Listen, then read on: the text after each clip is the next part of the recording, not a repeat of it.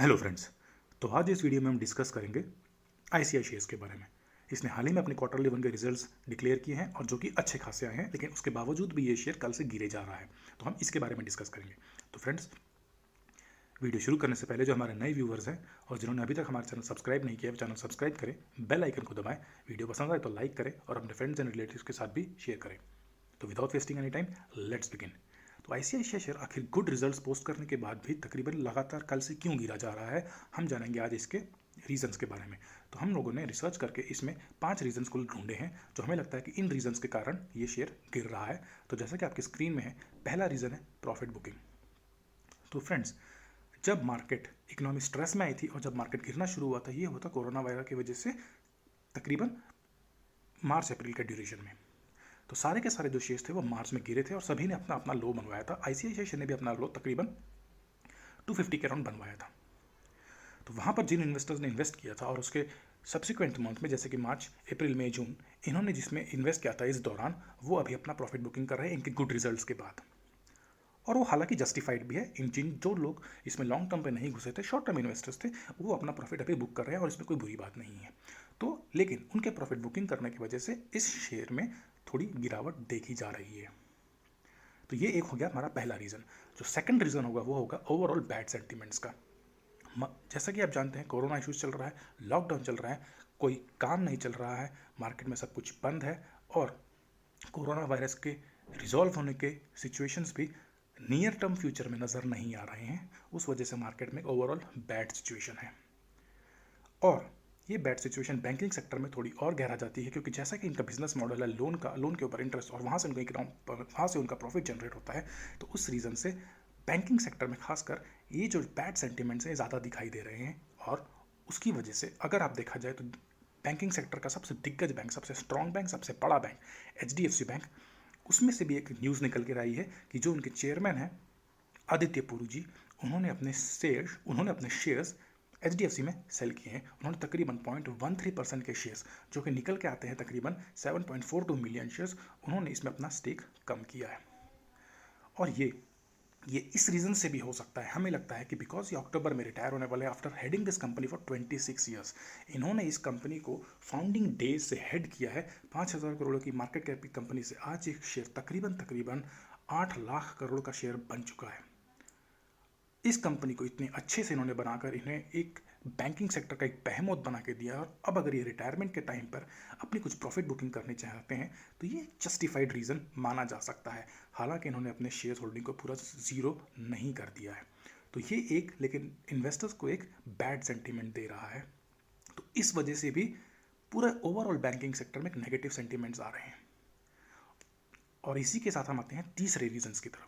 जो तीसरा रीज़न है उसमें हम लोगों ने 3 रीजंस को इंक्लूड किया है, वो है कोरोना, लॉकडाउन और मोराटोरियम। तो कोरोना और लॉकडाउन के बारे में जैसे हम ऑलरेडी डिस्कस कर चुके हैं, ये सिचुएशन है कोरोना का, लॉकडाउन तब तक रिजॉल्व नहीं होगा जब तक कोरोना इशू रहेगा।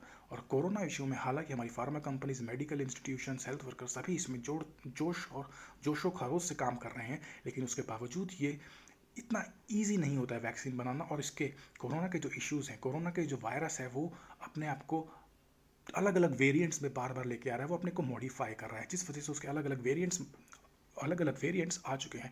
और उन सभी के वैक्सीन बनाना थोड़ा साइंटिफिक कम्युनिटी के इतने कम ड्यूरेशन में निकालना थोड़ा सा मुश्किल होता जा रहा है। और इस वजह से इस पर थोड़ी सी डिले आ रही है। और उसके बाद उसमें कई ट्रायल्स होते हैं, उसमें क्लिनिकल ट्रायल्स होते हैं, ह्यूमन ट्रायल्स होते हैं, एनिमल ट्रायल्स होते हैं, और उसके बाद ही वो वैक्सीन मार्केट में आती है हमारे ह्यूमन यूसेज के लिए।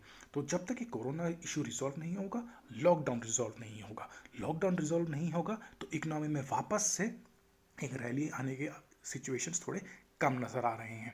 और इसका हमको लग रहा है कि तकरीबन ये इस साल या आने वाले अगले साल के मिड तक ये सिचुएशन लगभग ऐसी ही रहेगी। इसमें ज़्यादा सुझाव या ज़्यादा इम्प्रूवमेंट के आसार कम नज़र आ रहे हैं। हालांकि अगर इसके पहले कोई वैक्सीन निकल आती है और ये ह्यूमन ट्रायल्स में सक्सेसफुल होती है और ये ह्यूमन यूसेज के लिए और इसका मास प्रोडक्शन जल्दी से जल्द चालू हो जाता है, तो इसमें कुछ इम्प्रूवमेंट्स दिखेंगे। और इसी वजह से इन सिचुएशंस को देखते हुए जहाँ पर आरबीआई ने मोरेटोरियम का एक ऑप्शन अपने कस्टमर्स, बैंकिंग कस्टमर्स को दिया है, उस वजह से भी बैंकिंग सेक्टर के बैंक्स में बहुत ही ज़्यादा स्ट्रेस आ गया है। और पर्टिकुलरली अगर हम आईसीआईसीआई बैंक को देखें तो तो अप्रैल में इनका मोरेटोरियम जो था वो तकरीबन 30% का था, जो हालांकि अभी कम होकर 17.5% का हो चुका है। लेकिन उसके बावजूद अगर हम इसके कंपैट्रियट्स बैंक को देखें, जैसे कि HDFC और एक्सिस बैंक, उनकी ये जो मोरेटोरियम के जो हैं ये तकरीबन सिंगल डिजिट्स में है। उस हिसाब से ICICI का फिर भी अभी भी जो मोरेटोरियम का जो लॉस चल रहा है, मोरेटोरियम का जो रेशो चल रहा है, ये बहुत ही वीक चल रहा है, 17.5% का।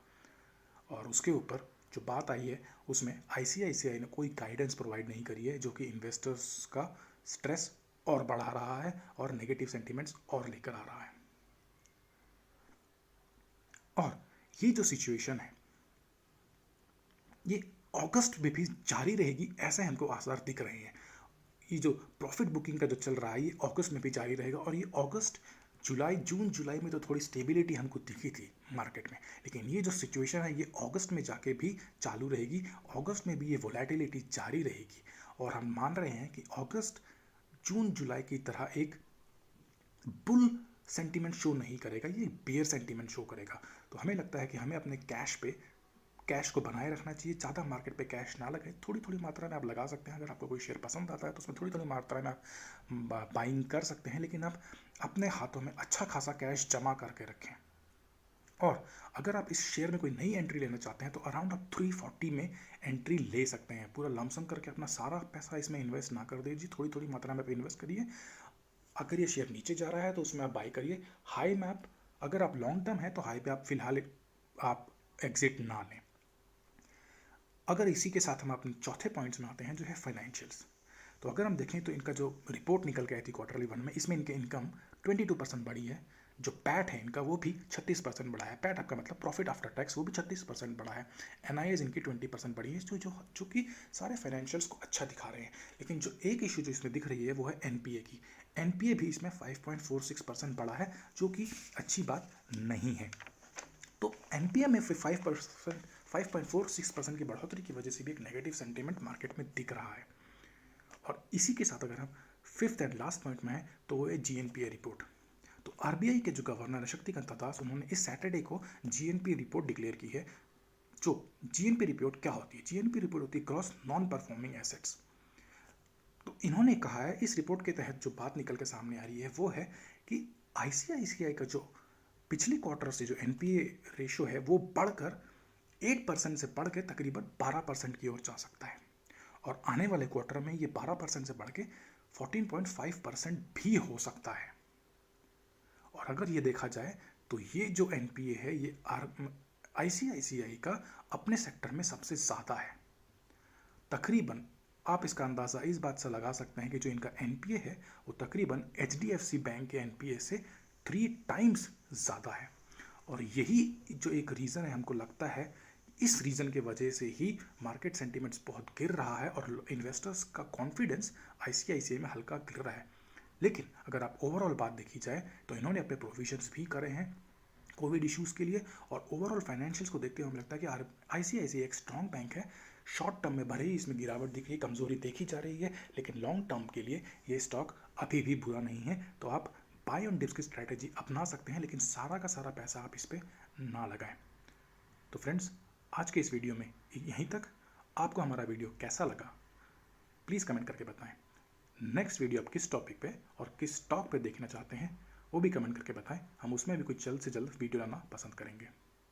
तो फ्रेंड्स, थैंक यू, धन्यवाद, जय हिंद।